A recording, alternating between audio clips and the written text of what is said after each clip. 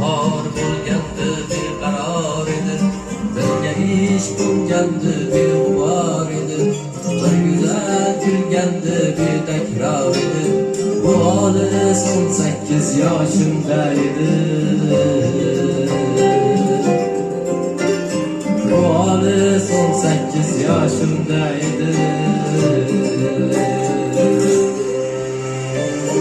Zor poyoni hech ko'rinmasdi, tonggacha kezardi yo yerinmasdi, bizlarga baxtlar qushlar tinmasdi. Bu olis 18 yoshimda edi.